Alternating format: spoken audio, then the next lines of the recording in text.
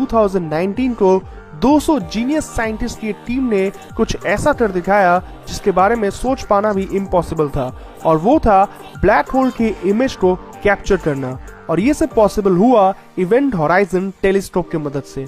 तो आज के इस वीडियो में हम बात करने वाले हैं कि ब्लैक होल क्या होता है, ब्लैक होल का प्रिंसिपल क्या है, और महान साइंटिस्ट जैसे कि एल्बर्ट आइंस्टाइन और स्टीफन हॉकिंग ने ब्लैक होल के रिगार्डिंग क्या क्या थ्योरीज रखी थी। तो अगर आप ब्लैक होल के बारे में ये सब कुछ जानना चाहते हैं तो इस वीडियो को एंड तक जरूर देखिएगा, और अगर आप मेरे चैनल पर पहली बार आए हैं तो चैनल को सब्सक्राइब करके नोटिफिकेशन बेल को ऑन कर लीजिए ताकि आप आने वाले वीडियोस को मिस न कर पाएं। सबसे पहले जान लेते हैं कि ब्लैक होल होता क्या है। अगर साइंटिफिकली देखा जाए तो ब्लैक होल यूनिवर्स के उन जगहों को कहा जा सकता है जिनका ग्रेविटी यूनिवर्स के दूसरे जगहों से कंपैरेटिवली ज्यादा हो। साइंटिस्ट का मानना है कि एक ब्लैक होल एक एटम जितना छोटा भी हो सकता है, वहीं एक ब्लैक होल हमारे सन से 20 टाइम्स ज्यादा बड़ा भी हो सकता है, जिसे हम स्टेलर ब्लैक होल के नाम से भी जानते हैं। और एक ब्लैक होल हमारे सन से मिलियन टाइम्स बड़ा भी हो सकता है, जिसे हम सुपर मैसिव ब्लैक होल्स के नाम से भी जानते हैं। पिछले साल 10 अप्रैल 2019 को इवेंट होराइजन टेलीस्कोप्स की मदद से हमने एक सुपर मैसिव ब्लैक होल का पिक्चर कैप्चर किया था, जो कि अर्थ से 55 मिलियन लाइट ईयर्स दूर है। तो अब क्वेश्चन ये है कि आखिर ये ब्लैक होल्स फॉर्म कैसे होते हैं। साइंटिस्ट का मानना है कि जो सबसे छोटे ब्लैक होल्स थे वो यूनिवर्स के फॉर्मेशन के बाद ही फॉर्म हो गए थे, वहीं super massive black holes galaxies के फॉर्मेशन के समय ही उस गैलेक्सी के अंदर फॉर्म हो जाते हैं। और जो स्टेलर ब्लैक होल्स होते हैं वो सुपरनोवा की वजह से, यानी जब कोई स्टार मर जाता है उसके वजह से स्टेलर ब्लैक होल्स फॉर्म होते हैं। जैसा कि मैंने बताया कि ब्लैक होल्स का ग्रेविटी बहुत ज्यादा होता है, तो क्या इसका मतलब कि कोई भी सेलेस्टियल बॉडी जो कि ब्लैक होल के आसपास हो वो ब्लैक होल के अंदर चल जाता है? तो इसका आंसर है कि हर एक ब्लैक होल का एक लिमिट होता है, एक रेंज होता है, जिसे हम इवेंट होराइजन कहते हैं। अगर कोई भी सेलेस्टियल ऑब्जेक्ट या बॉडी उस इवेंट होराइजन के बाहर है तो वो सेफ है, लेकिन अगर वो सेलेस्टियल ऑब्जेक्ट या बॉडी उस इवेंट होराइजन के अंदर चल जाता है तो फिर ब्लैक होल अपने हाई ग्रेविटी की वजह से उस ऑब्जेक्ट को अपने अंदर खींच लेता है।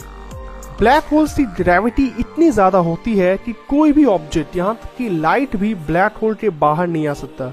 इसीलिए कोई भी ऑब्जेक्ट एक बार ब्लैक होल के अंदर चल जाता है तो फिर वो कभी बाहर नहीं आता।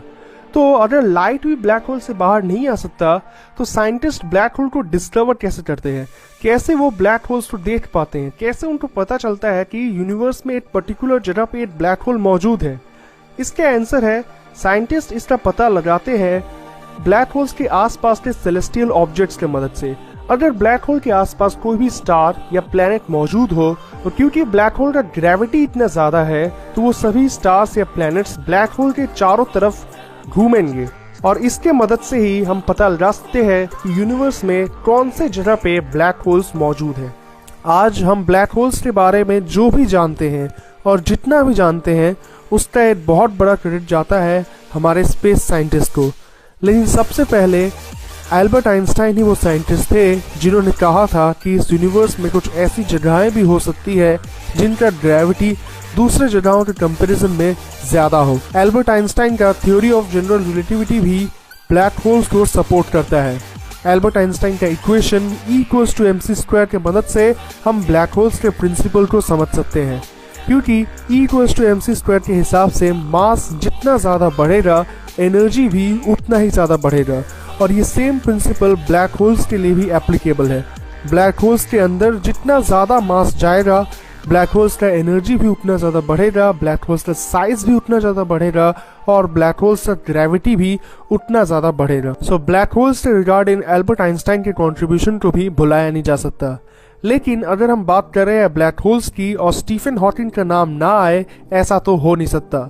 स्टीफन हॉकिंग बहुत ही कम उम्र में ही पोलियो के शिकार हो गए थे, लेकिन उसके बावजूद भी व्हीलचेयर पर बैठे बैठे स्टीफन हॉकिंग ने अपने ब्रेन पावर, इंटेलिजेंस और इमेजिनेशन की मदद से ब्लैक होल के फील्ड में इमेंस कंट्रीब्यूशन दिया। हम सभी के दिमाग में ये क्वेश्चन कभी न कभी जरूर आया होगा कि आखिर ब्लैक होल्स के अंदर क्या हो सकता है, और इसका आंसर सबसे पहले स्टीफन हॉकिंग ने ही देने की कोशिश की थी। स्टीफन हॉकिंग ने कहा था कि अगर हम ब्लैक होल्स के इवेंट होराइजन को सही तरह से स्टडी कर पाए तो हमें पता चल सकता है कि ब्लैक होल्स के अंदर क्या चल रहा है। स्टीफन हॉकिंग के हिसाब से ब्लैक होल के इवेंट होराइजन ब्लैक होल के होलोग्राम की तरह होते हैं, और अगर हमें ब्लैक होल का एरिया का पता चल जाए तो फिर वहां से हमें ब्लैक होल के एनर्जी के बारे में भी पता चल सकता है। सिर्फ इतना ही नहीं, स्टीफन हॉकिंग ने एक और प्रिंसिपल बनाया था जो कि था हॉकिंग रेडिएशन, जिसके मदद से हम पता लगा सकते हैं कि एक ब्लैक होल किस तरह से इवेपोरेट होता है या फिर किस तरह से एक ब्लैक होल खत्म हो जाता है। तो इस वीडियो के एंड में मैं बस इतना ही कहना चाहूंगा कि ये यूनिवर्स बहुत बड़ा है और बहुत ज्यादा मिस्टीरियस भी। पिछले कुछ डिकेड्स में इस यूनिवर्स के बारे में हमें बहुत कुछ पता चला है, लेकिन अभी भी इस यूनिवर्स के बारे में बहुत कुछ पता चलना बाकी है। तो मैं इस वीडियो के थ्रू थैंक यू कहना चाहूंगा उन सभी स्पेस साइंटिस्ट को, एल्बर्ट आइंस्टाइन, स्टीफन हॉकिंग और उन सभी साइंटिस्ट को जिन्होंने ब्लैक होल्स और यूनिवर्स के रिलेटेड स्टडीज की और हमें उनसे रिलेटेड फैक्ट्स के बारे में बताया। सो अभी के लिए इस वीडियो में इतना ही। उम्मीद करता हूँ आप सभी को ये वीडियो पसंद आया हो। कमेंट करके मुझे बताइए कि आप लोग को ब्लैक होल्स के बारे में और भी वीडियोस देखने हैं या नहीं, और कमेंट करके बताइए कि कोई और टॉपिक अगर आपके दिमाग में हो जिसके बारे में मैं वीडियो बना सकता हूँ। और उसके अलावा अगर आपको वीडियो पसंद आया हो तो वीडियो को लाइक करके, चैनल को सब्सक्राइब करके, नोटिफिकेशन बेल को ऑन कर लीजिए